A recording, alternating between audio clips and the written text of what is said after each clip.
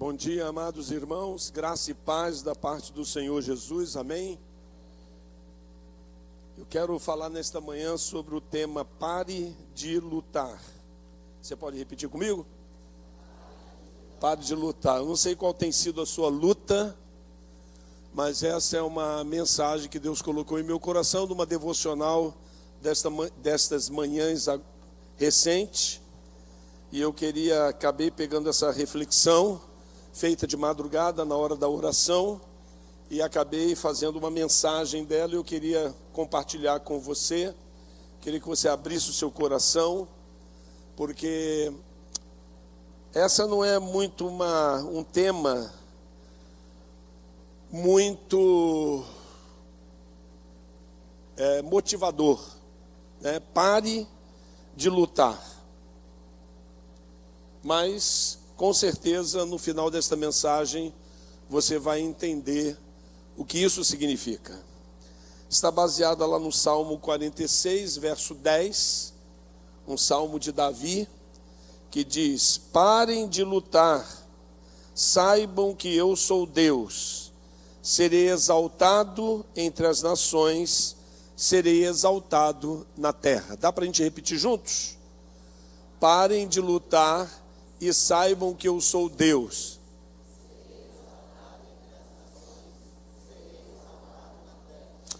Senhor, nosso Deus, nosso Pai, agora quando nós lemos a Tua palavra e ousamos entendê-la, nós queremos declarar que precisamos do Teu Espírito Santo para que possa iluminar a nossa mente e possa nos esclarecer as profundidades da Tua revelação. Que o Senhor possa abençoar esta palavra em nossos corações. É a oração que fazemos em nome de Jesus. Muito bem, irmãos, parem de lutar.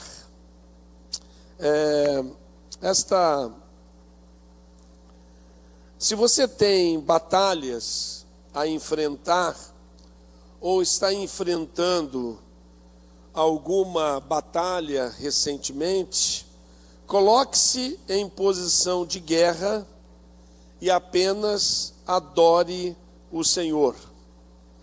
Você vai perceber que há lutas que não temos mais como lutá-las com as nossas próprias forças.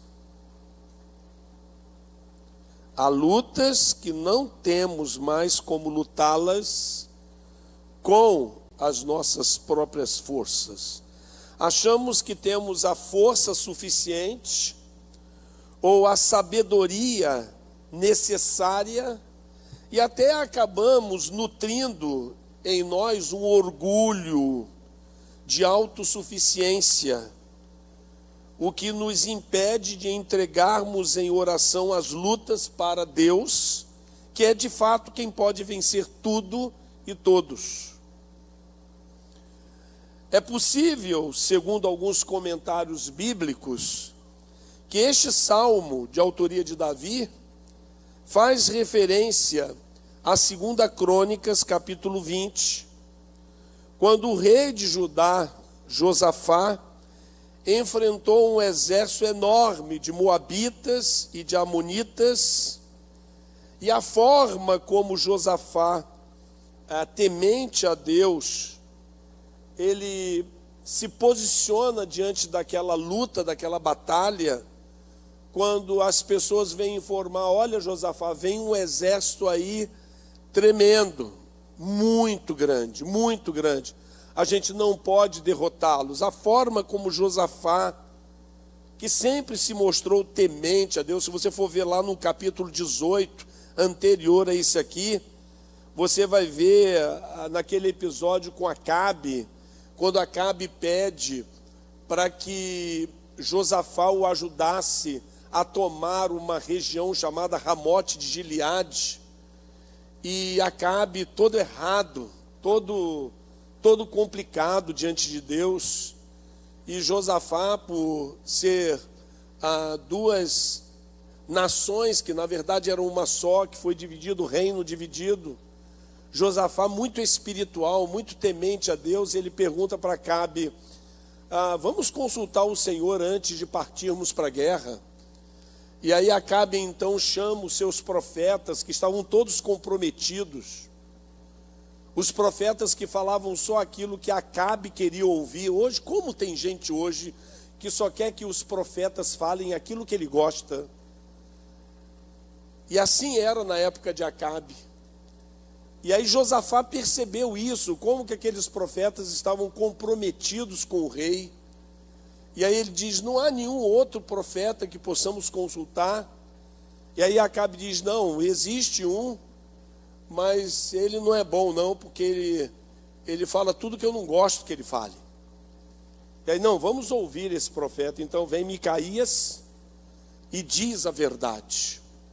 Então Josafá, ele sempre se mostrou um rei segundo o coração de Deus, um rei temente a Deus. Há muito que a gente pode aprender com Josafá. Agora no capítulo 20, 2 capítulos depois deste que eu acabei de citar, estamos analisando ali Josafá, que nos dá lições preciosas de dependência de Deus diante daquele exército tremendo de amonitas e moabitas. Quando confiamos em Deus, irmãos, e nós vamos aprender isso com Josafá esta manhã, ele luta as nossas lutas. Ele batalha as nossas batalhas. É uma coisa que nós precisamos aprender. Mesmo com lágrimas, com sofrimento, nós precisamos aprender. Nós precisamos impor a nós mesmos esta lição. Porque senão nós vamos transformar guerras espirituais em guerras materiais, em guerras humanas. Há alguns pontos que desejo destacar no episódio de Josafá frente a esse grande exército, que segundo seus auxiliares seria difícil de poder vencê-los. Antes, só a título de informação, para a gente entender que exército é esse de amonitas e moabitas, segundo a palavra de Deus, lá em Gênesis capítulo 19, verso 30 até o 38, a origem do povo moabita e amonita foi através de um incesto promovido pelas filhas de Ló, sobrinho de Abraão, quando ele saiu da destruição de Sodoma e Gomorra, e a esposa de Ló morreu porque desobedeceu ao Senhor. Ficou Ló e suas 2 filhas, e elas embebedaram seu pai Ló, e tiveram relações com ele, na desculpa de preservação da descendência do seu pai. E aí de uma filha sai a descendência dos moabitas, e da outra filha sai a descendência dos amonitas. Eu queria ler esse texto aqui de 2 Crônicas 21 a 17, que é o texto no qual nós vamos tirar as lições que precisamos. 2 Crônicas 20, do verso 1 ao verso 17. Depois disso, os moabitas e os amonitas, com alguns dos meunitas, entraram em guerra contra Josafá. Então informaram a Josafá: um exército enorme vem contra ti de Edom, do outro lado do Mar Morto. Já está em Hazazon Tamar, isto é, em Gedi. Alarmado, Josafá decidiu consultar o Senhor e proclamou um jejum em todo o reino de Judá. Reuniu-se, pois, o povo vindo de todas... Deixa eu beber uma água aqui, que a minha garganta está arranhando.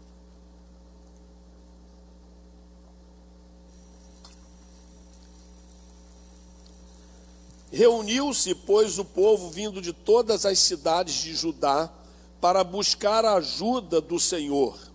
Josafá levantou-se na Assembleia de Judá e de Jerusalém, no templo do Senhor, na frente do pátio novo, e orou: Senhor, Deus dos nossos antepassados, não és tu o Deus que está nos céus?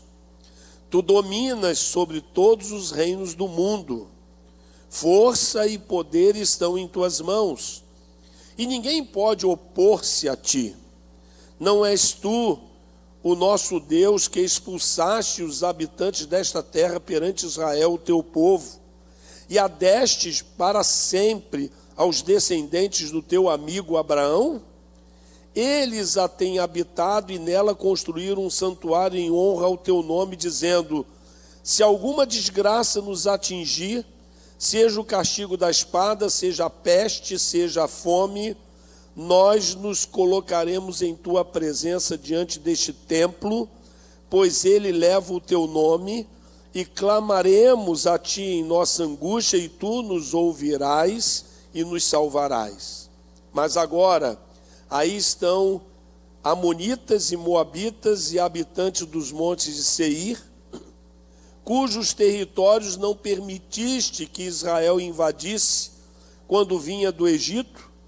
Por isso os israelitas se desviaram deles e não os destruíram. Vê agora como estão nos retribuindo ao virem expulsar-nos da terra que nos deste por herança. Ó nosso Deus, não irás tu julgá-los? Pois não temos força para enfrentar este exército imenso que vem nos atacar. Não sabemos o que fazer, mas os nossos olhos se voltam para ti. Todos os homens de Judá, com suas mulheres e seus filhos, e até os de colo, estavam ali em pé, diante do Senhor. Então o Espírito do Senhor veio sobre Jaaziel, filho de Zacarias, neto de Benaía, bisneto de Jeiel e trineto de Matanias, levita e descendente de Asaf, no meio da assembleia. Ele disse: escutem todos os que vivem em Judá e em Jerusalém, e o rei Josafá. Assim diz o Senhor a vocês: não tenham medo, nem fiquem desanimados por causa deste exército enorme, pois a batalha não é de vocês, mas de Deus. Amanhã desçam contra eles, eles que virão pela subida de Ziz, e vocês os encontrarão no fim do vale, em frente do deserto de Jeruel. Vocês não precisarão lutar nessa batalha. Tomem suas posições, permaneçam firmes e vejam o livramento que o Senhor dará, ó Judá, ó Jerusalém. Não tenham medo nem desanimem. Saiam para enfrentá-los amanhã, e o Senhor estará com vocês. Que coisa tremenda, né? Coisa tremenda. Vou destacar aqui, sobre esse texto, esse episódio de guerra com os moabitas, os amonitas, e eu gostaria de depois fazer ou à medida que o Espírito Santo for falando conosco, nós vamos fazendo algumas aplicações necessárias. O que Josafá fez diante dessa notícia? Porque a batalha, ela quando vem na nossa vida, ela geralmente vem através de uma notícia, através de um fato que acontece, alguma coisa que chega e nós tomamos conhecimento, e às vezes nós olhamos aquilo, nossa, que problemão, que situação difícil para enfrentar. Eu não vou dar conta disso. Geralmente a gente toma esse tipo de posicionamento. Algo vem dentro de nós e entristece o nosso coração, nós ficamos abatidos. As pessoas começam a perguntar para nós: o que está vendo, o que está vendo? E nós damos desculpas para as pessoas, porque geralmente não gostamos de nos mostrar frágeis, não gostamos de nos mostrar abatidos, então nós vamos caminhando com aquele problema, aquilo vai se agigantando dentro de nós. Será que eu estou falando uma coisa muito extraterrestre, irmãos? Quantos aqui já passaram por um momento assim? Levante a sua mão. Quantos assim? Olha, quantas pessoas. Estamos falando algo de nossa realidade, algo que aconteceu com Josafá lá atrás, acontece conosco todos os dias. Então, como a Bíblia diz que essas coisas foram registradas como exemplos para nós, é bom nós tentarmos extrair da palavra de Deus as lições necessárias para nós tentarmos treinar a nossa mente, o nosso coração, o nosso espírito nessa mesma direção. O que Josafá fez? Primeira coisa que ele fez, ele orou. Ele orou. Poxa, pastor, mas que besteira, né? Besteira não, irmãos. Geralmente, quando a gente recebe uma notícia bombástica, uma situação, nós não oramos. A maioria de nós se desespera, vai procurar ajuda de alguém, vai ligar para alguém, vai procurar uma solução humana. Mas Josafá não, ele orou. Está aí no verso 5 e no verso 6. Deixa eu abrir aqui, que eu esqueci de abrir aqui o meu...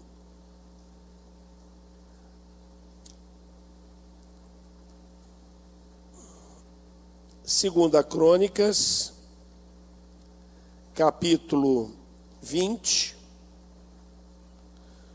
o verso 1 em diante. Você vai ver no verso 5, olha no verso 5 e no verso 6 aí, o que está escrito? Josafá levantou-se na Assembleia de Judá e de Jerusalém, no templo do Senhor, o templo construído por Salomão. Ele levanta-se ali na frente do pátio novo e orou. Precisamos treinar a fazer isso, a fim de mudar o hábito que temos em tentar fazer ou realizar e até mesmo tentar resolver o nosso problema. Quando nós somos atacados, não há outra atitude do servo, da serva de Deus, de fazer senão orar. Seja qual for a situação, quando você ora, você passa a ter o mesmo espírito de Josafá. Veja que Josafá, essa não é um evento isolado na vida dele. Ele é um homem de oração.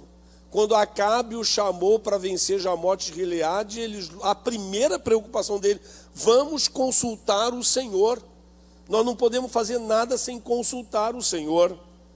Então, aprenda essa lição, orar. Não importa o tamanho do problema, se é pequeno ou se grande. Lembre-se, um problema pequeno pode se transformar em um problema grande. Você precisa orar. Outra coisa que Josafá fez, e aí tem a ver com a oração, é a maneira correta de orar. Acompanhem comigo aí.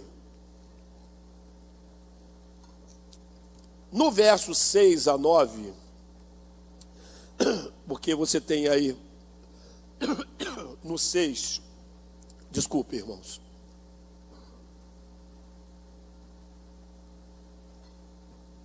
No verso 6, e orou, mas depois tem a oração dele. Eu quero chamar a atenção dos versos 6 a 9, o seguinte: Senhor Deus dos nossos antepassados, não és tu o Deus que estás nos céus? Tu dominas sobre todos os reinos do mundo. O que ele está fazendo aqui, amados?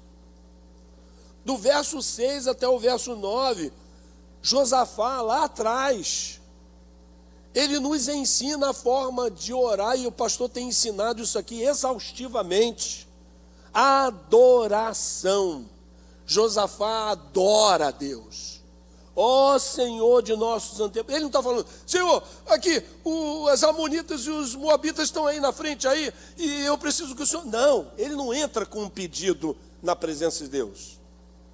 ele entra adorando esse Deus, dizendo coisas maravilhosas. Não és tu, olha o verso 7, não és tu o nosso Deus, que expulsaste os habitantes desta terra perante Israel? Está falando lá de trás, Josué. Ele inclusive está mostrando conhecimento da história, daquilo que Moisés escreveu. Então, irmãos, Josafá, ele cita até o verso 9, se você for ver lá no verso 8 e 9, diz assim: eles a têm habitado nela e construíram um santuário. Ele está falando de Davi, Salomão, construíram um templo, um santuário em honra ao teu nome, dizendo, se você for ler lá a história da consagração do templo de Salomão, exatamente Josafá está citando aquilo que Salomão disse na consagração do templo. Ele diz: se alguma desgraça nos atingir, seja o castigo da espada, seja a peste, seja a fome, nós nos colocaremos em tua presença diante deste templo, pois ele leva o teu nome. Está citando Salomão. Então, orar quando a batalha chega. Segundo, orar da maneira certa, sem desespero. Deus não é um gênio da lâmpada para poder ouvir só petições, petições, petições. Aliás, eu tenho defendido a tese de que se nós adorarmos e agradecermos a Deus intensamente, não precisamos pedir nada, nada, embora Ele nos autorize a pedir, não precisamos, porque Deus sabe o que nós precisamos melhor do que nós achamos que precisamos. Por isso que a palavra de Deus diz que o Espírito intercede por nós com gemidos inexprimíveis, porque o Espírito sabe do que nós precisamos. Então esse é um primeiro ponto da oração de Josafá. Está anotando aí, irmão? Sei que todo mundo está com caneta, papel na mão, anotando tudo, né? Porque não vai lembrar das coisas que Deus, o Espírito, fala no seu coração, né? Essa não é uma palavra sarcástica, não. É uma palavra mesmo de orientação de tudo aquilo que o seu pastor tem ensinado a você fazer, tá? Segunda coisa que ele faz está no verso 10 e 12. Reconhece a limitação que possuíam.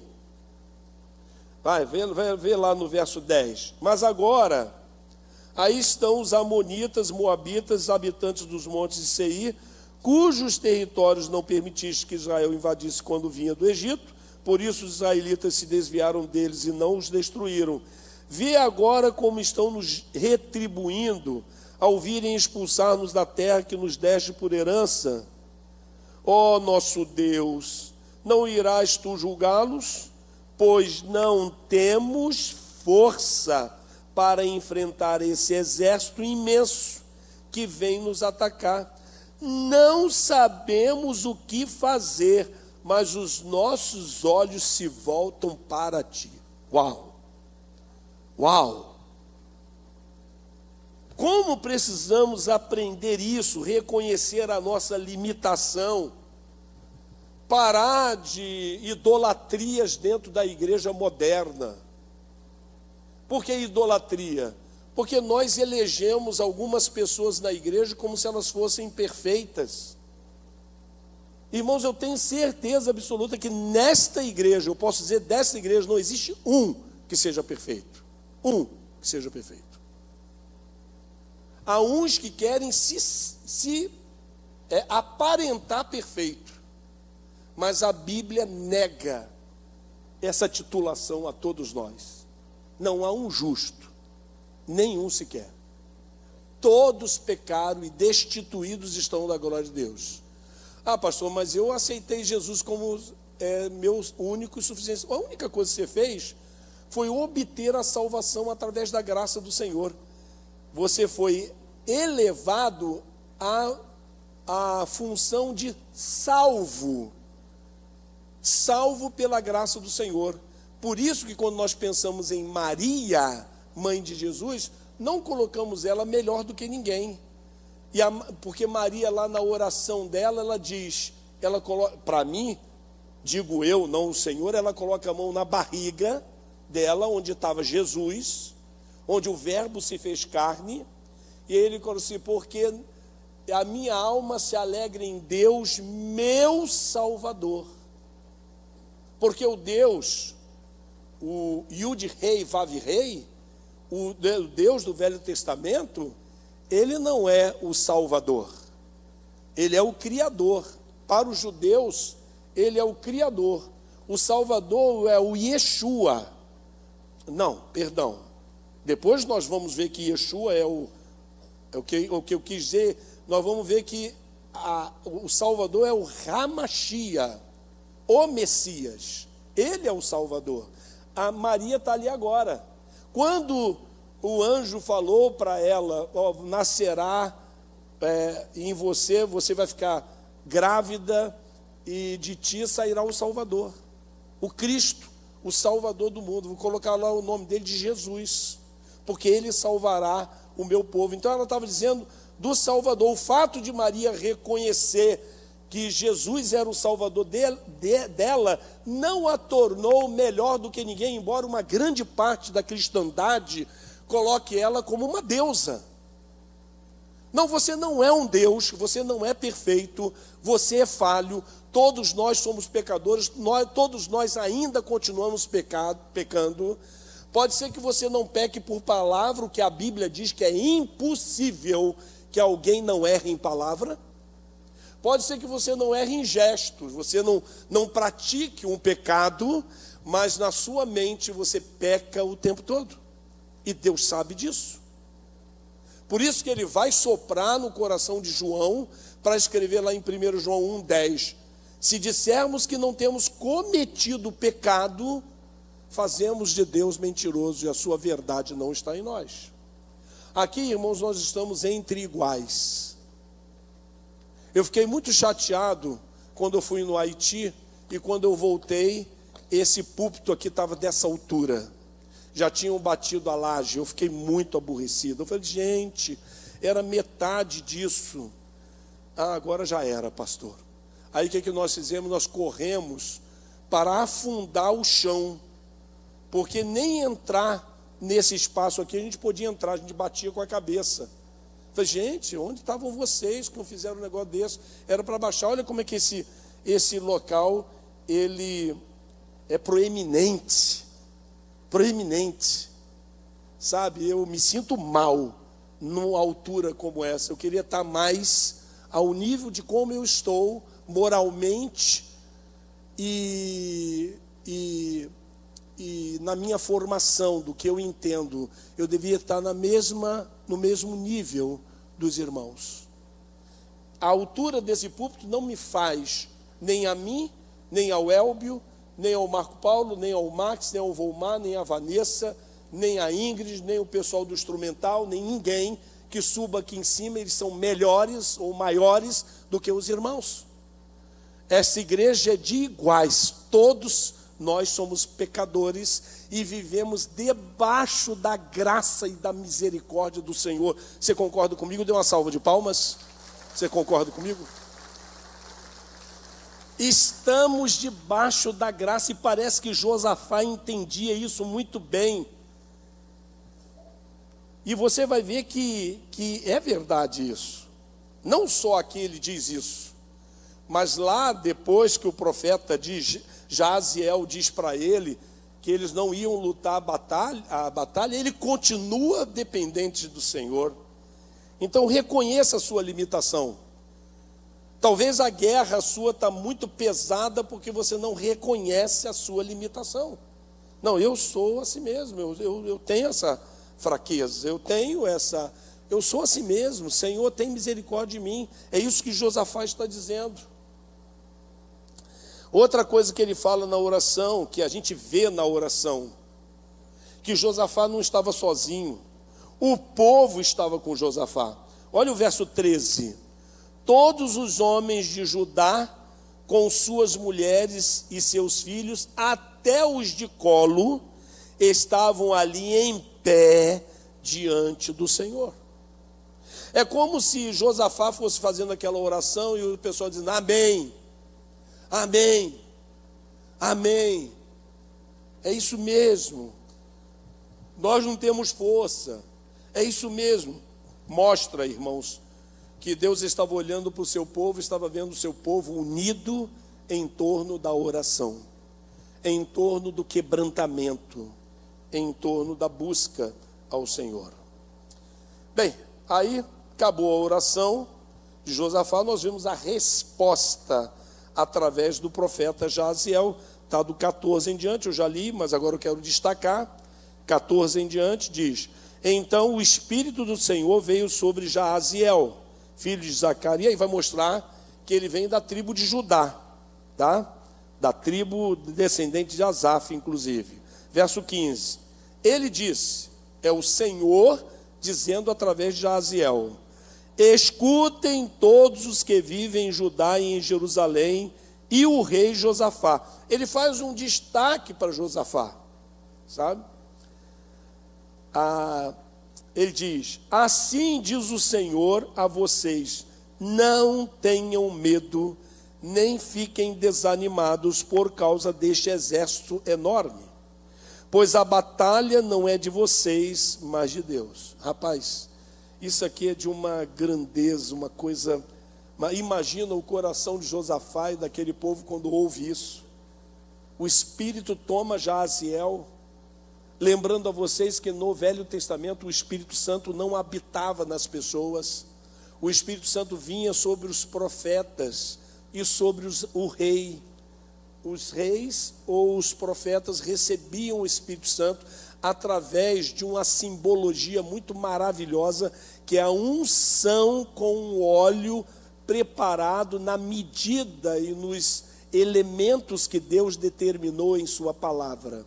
E não era perfume francês não, ouviu? Essa prática de unção, de colocar perfume aqui, aqui, ali, não tem nada a ver com a Bíblia. Tem nada a ver com a Bíblia. O óleo era preparado um balde. Geralmente era colocado dentro do chifre do carneiro. Quando você vai ver isso, quando Samuel vai ungir Davi, ele vai lá e derrama. Por que derrama? Porque derrama, porque está derramando. Não é que o Espírito Santo está vindo em forma oleosa, não é isso. É que está se obedecendo a tudo aquilo que o Velho Testamento está dizendo sobre o derramamento do Espírito Santo. Lá em Joel capítulo 2, verso 28, diz: naqueles dias derramarei o meu Espírito sobre toda a carne. Está falando sobre a unção. E só eram ungidos os reis e os profetas. E aí agora Jaziel é tomado, mesmo sem unção, Jaziel é tomado pelo Espírito Santo e diz isso tudo: olha, não tenham medo, essa batalha não é de vocês, é minha, essa batalha é de Deus. E caminhando para o final, eu quero falar sobre, você imagina como o povo ficou, né?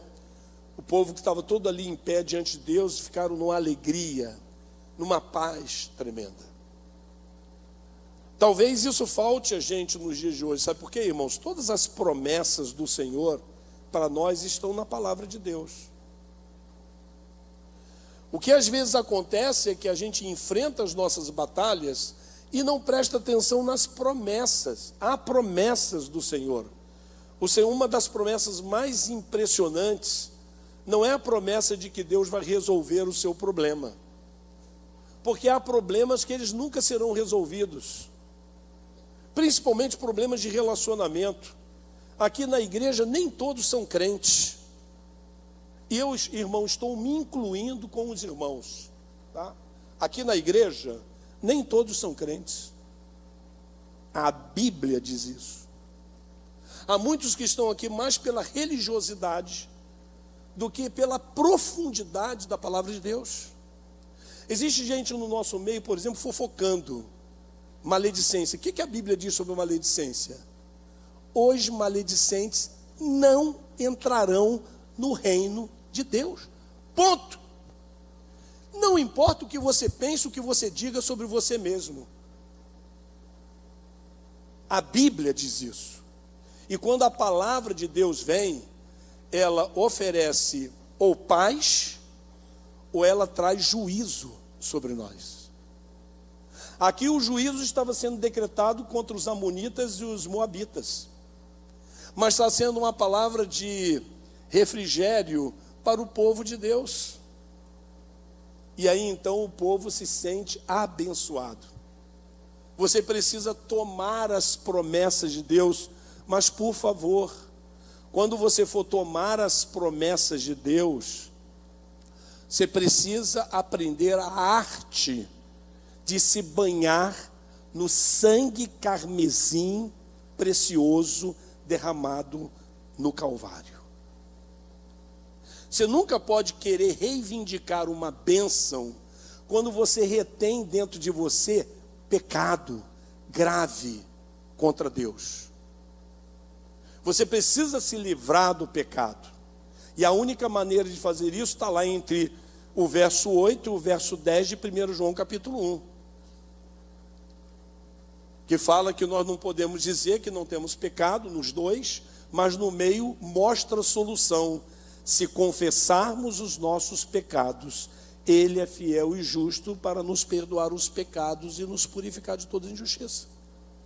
O que os irmãos acham? Deixa eu fazer uma avaliação aqui. Como os irmãos acham que nós pecamos sempre contra o Senhor? Ou por pensamento, ou por palavra? Quem acha que a gente sempre peca contra o Senhor? Levante a mão. Quantos acham? Então a única solução que a gente tem é a confissão.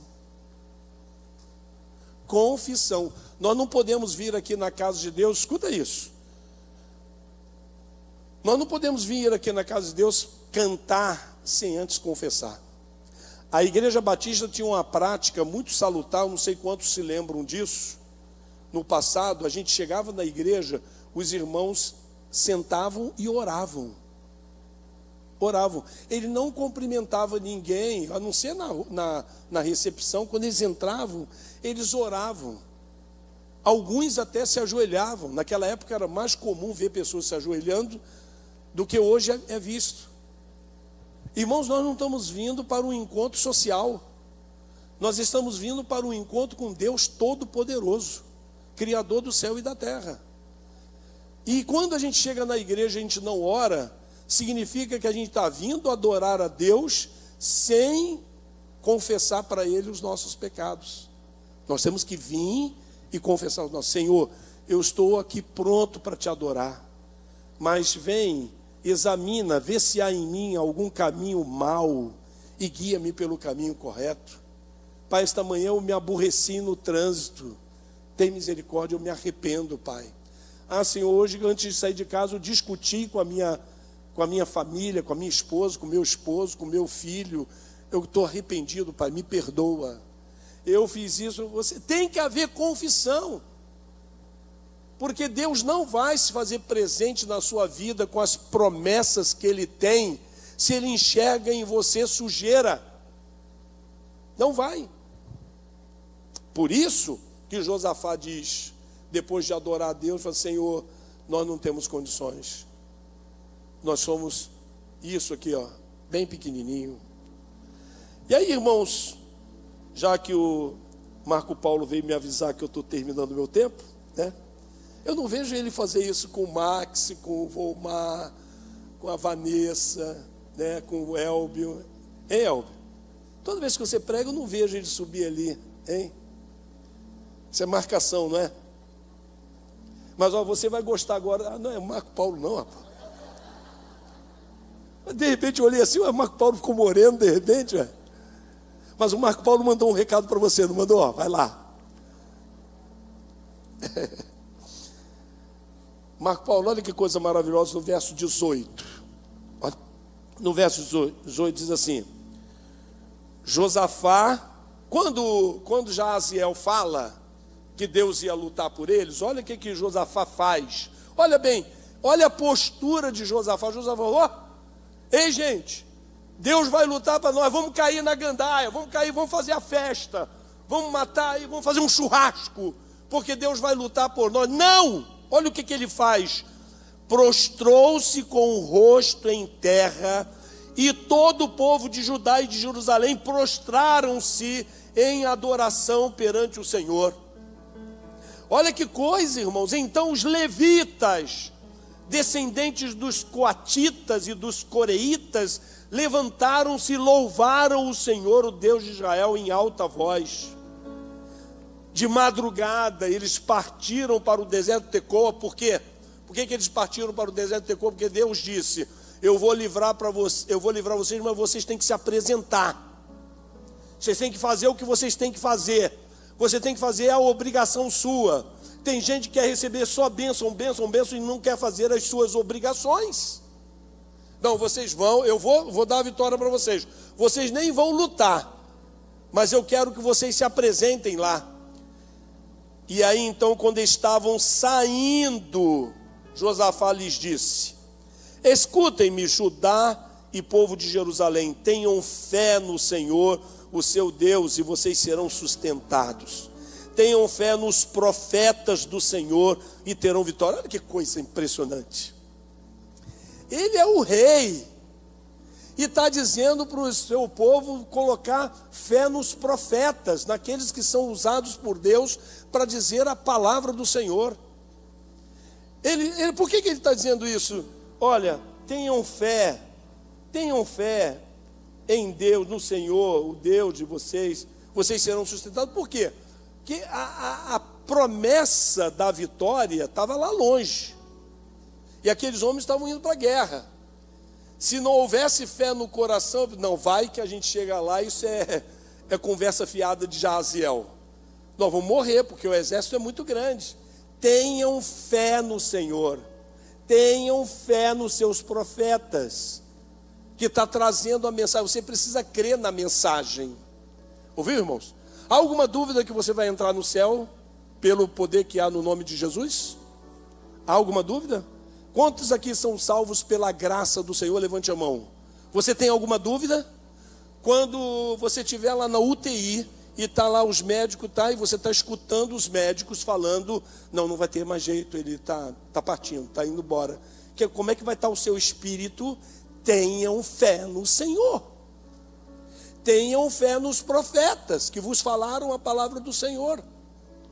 A nossa vida é uma vida de fé, não é de vista. Nós não podemos ter uma vida aí qualquer e quando chega na hora da gente adentrar as mansões celestiais, a gente duvida. O povo estava indo em direção à morte, só que Deus disse: não, essa morte não vai ser morte, vai ser vida. Vocês vão chegar lá. E quando eles chegaram lá, o que eles viram? Um mar de cadáveres, tudo morto. Deus já tinha matado todos aqueles ímpios que vinham contra o Senhor. E por isso que depois disso,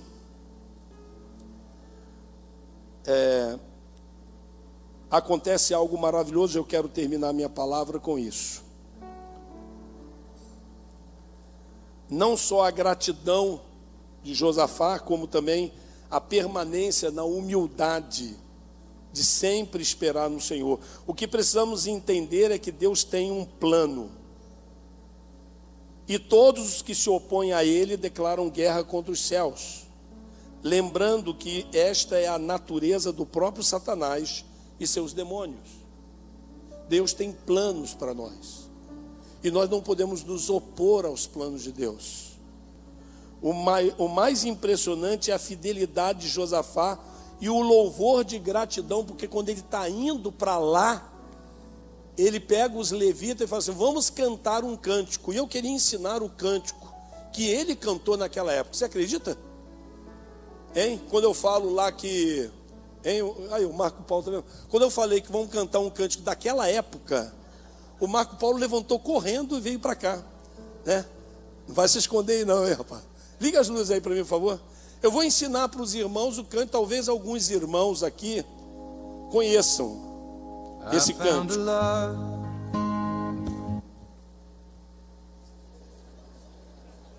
Pensei que ia ser em inglês. Esse cântico está aí, irmãos. Me ajuda a encontrar qual o versículo aqui. Está no versículo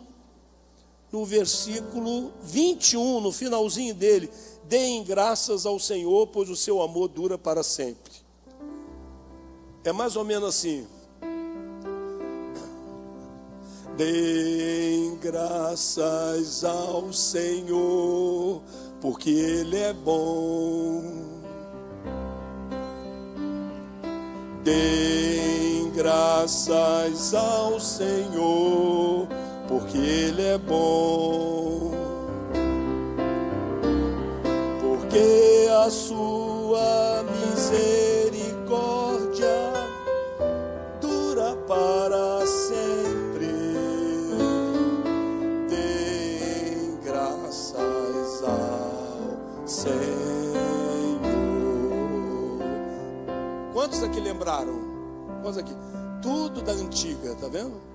Fique de pé quem lembrou. Fique de pé quem lembrou. Tudo gente velha. Ô Edilson, você vai onde? Você ficou em pé e correu? É. Todos nós lembramos disso. Agora nós vamos aprender. Vamos ficar de pé todos nós e aprendermos essa música. Ela tem duas partes. Uma parte ele não... Na segunda parte só é que ele faz uma reviravolta. Tá bom? Vamos lá?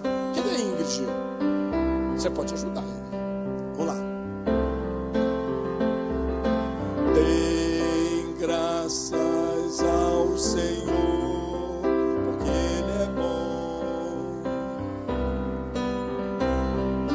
Deem graças ao Senhor, porque Ele é bom.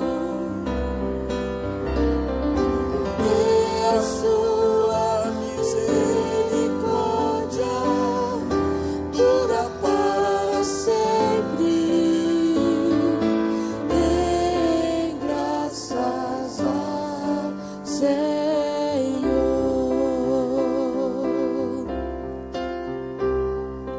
Deem graças ao Senhor, porque Ele é bom.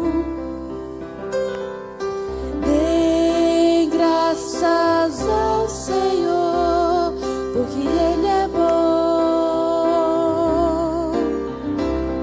Porque a sua misericórdia dura para sempre. Deem graças ao Senhor. Deem graças ao Senhor. Deem graças ao Senhor. Imagina aquele povo indo diante daquele exército tremendo. Imagina você diante do problema que você está passando ou do problema que você vai passar. No mundo tereis aflições, não há novidade nisso. Você nunca foi enganado pela palavra de Deus. A palavra de Deus diz: vocês terão problemas. Vem os pregadores aí e dizem que não, isso não é verdade, desmentindo ou tentando desmentir a palavra de Deus. Nós não devemos estar assustados com os problemas. Nós devemos entender que os problemas fazem parte da nossa vida. As doenças e a morte é uma realidade para todos nós. Quantos querem ir para o céu? Levante a mão. Você não quer morrer? Como é que você vai para o céu se você não morrer? Eu não estou gorando ninguém aqui para morrer não, mas um dia vai chegar. Como você vai encarar isso? É um problema? É, porque traz medo, traz angústias. Mas nós temos que fazer o seguinte, cantando: deem graças ao Senhor por tudo que Ele fez, por tudo que Ele faz.